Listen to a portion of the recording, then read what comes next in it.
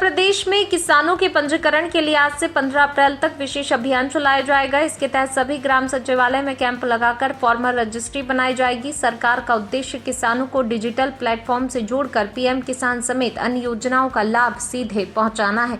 अभियान में ग्राम प्रधान, पंचायत सचिव और लेखपाल की अहम भूमिका होगी। शिविर में पंजीकरण के साथ त्रुटियों का सुधार भी किया जाएगा। अब तक 1.72 करोड़ किसान जुड़ चुके हैं, जबकि शेष किसानों को जोड़ने के लिए यह अभियान मिशन मोड में चलाया जा रहा है। उत्तर प्रदेश अब नई पहचान के साथ उभर रहा है, जहां लखनऊ ड्रोन शक्ति का केंद्र बनता जा रहा है। कभी अवैध हथियारों के लिए चर्चित प्रदेश अब डिफेंस टेक्नोलॉजी हब के रूप में पहचान बना रहा है। लखनऊ के स्टार्टअप हॉवेरिट द्वारा विकसित Divyastra MK1 drone 500 kilometre range और 5 घंटे उड़ान क्षमता के साथ निगरानी व सटीक हमले में सक्षम है।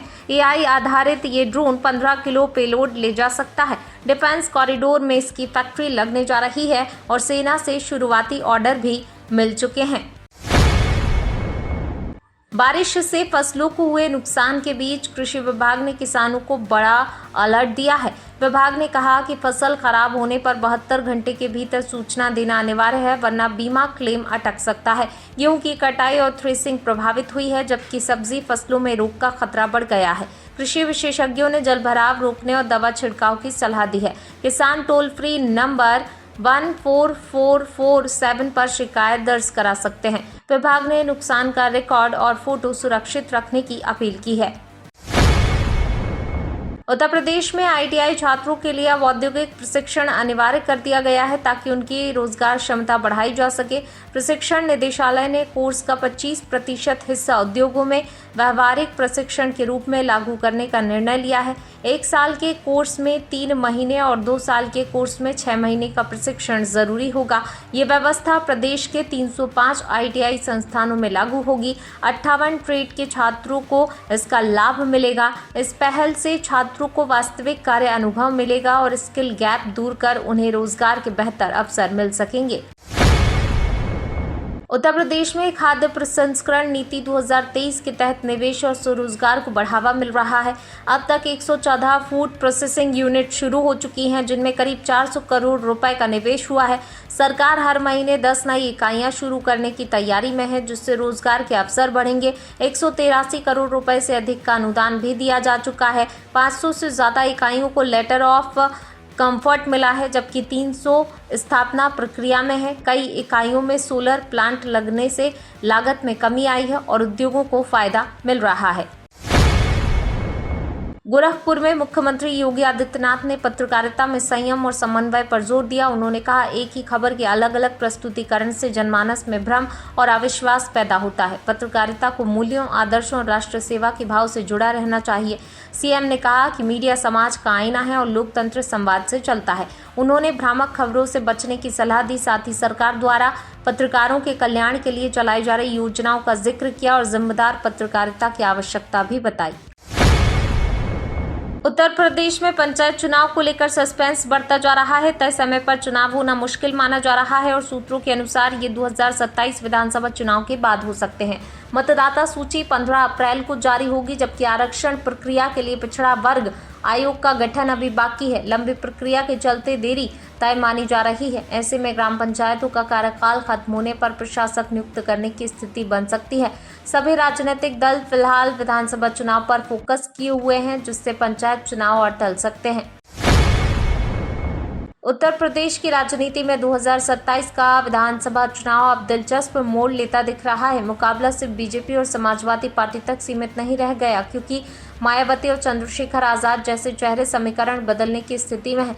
दलित, पिछड़ा और मुस्लिम वोट बैंक में संभावित बिखराव से सपा को नुकसान हो सकता है।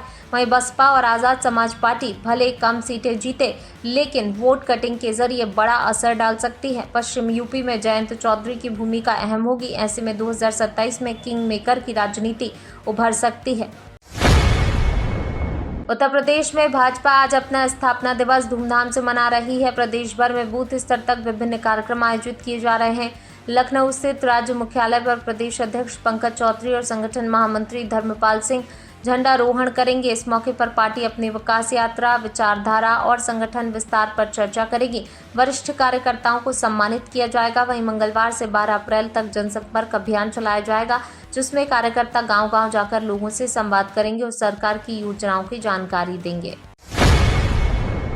उत्तर प्रदेश में मंत्रिमंडल विस्तार को लेकर अटकलें तेज हो गई हैं। मुख्यमंत्री योगी आदित्यनाथ के अचानक दिल्ली दौरे के बाद सियासी हलचल बढ़ गई है।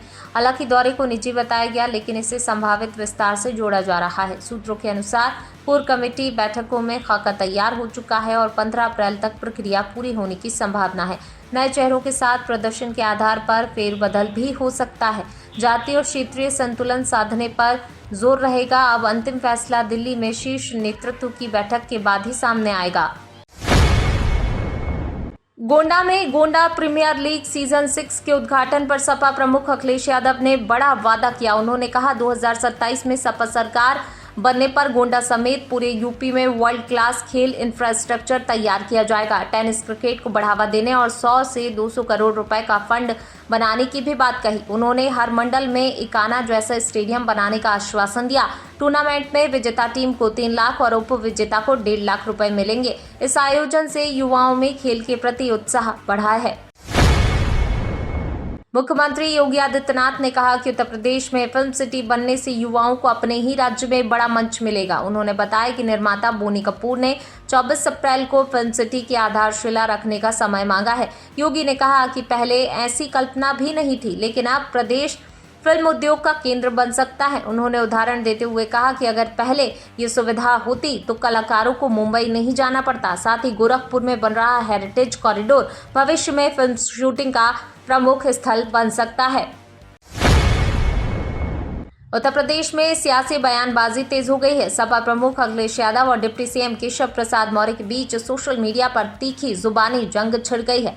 केशव मौर्य ने दादरी रैली को फ्लॉप बताया, जिस पर अखिलेश ने पलटवार करते हुए उनके चुनाव हारने पर तंज कसा। जवाब में मौर्य ने भगवा और जालीदार टोपी को लेकर सपा पर जमकर निशाना साधा और तुष्टीकरण की राजनीति का आरोप लगाया। दोनों नेताओं के बीच बढ़ती बयानबाजी ने 2027 चुनाव से पहले प्रदेश की सियासत को और गर्म कर दिया है। नोएडा में आयोजित निषाद पार्टी की सभा के बाद कैबिनेट मंत्री संजय निषाद ने बड़ा राजनीतिक ऐलान किया। उन्होंने कहा पार्टी अब पूर्वांचल तक सीमित नहीं रहेगी और पश्चिमी यूपी की सीटों पर भी चुनाव लड़ेगी। उन्होंने 10% सीटों पर दावेदारी ठोकते हुए मजबूत स्ट्राइक रेट का दावा किया। संजय निषाद ने सपा, बसपा और कांग्रेस पर पिछड़ों की अनदेखी का आरोप लगाया। साथ ही भाजपा गठबंधन के साथ जीत का भरोसा जताया। इस ऐलान के बाद पश्चिमी यूपी में राजनीतिक समीकरण बदलने के संकेत मिल रहे हैं। 7 अप्रैल 2026 को उत्तर प्रदेश में मौसम का मिजाज बदला हुआ रहेगा। पश्चिमी यूपी के मेरठ, मुजफ्फरनगर, सहारनपुर, बागपत और गाजियाबाद में तेज हवाओं के साथ बारिश के आसार हैं। कई जगहों पर गरज चमक और हल्की बूंदाबांदी देखने को मिल सकती है। दिन भर बादल छाए रहने से तापमान में हल्की गिरावट दर्ज होगी। वहीं लखनऊ, कानपुर और प्रयागराज में भी आंशिक बादल और हल्की बारिश की संभावना है। मौसम विभाग ने किसानों को सतर्क रहने और फसल की सुरक्षा के लिए आवश्यक कदम उठाने की सलाह दी है। तो ये थी आज की 15 फटाफट खबरें। अगर आपको वीडियो पसंद आया तो वीडियो को लाइक, शेयर व कमेंट जरूर करें। धन्यवाद।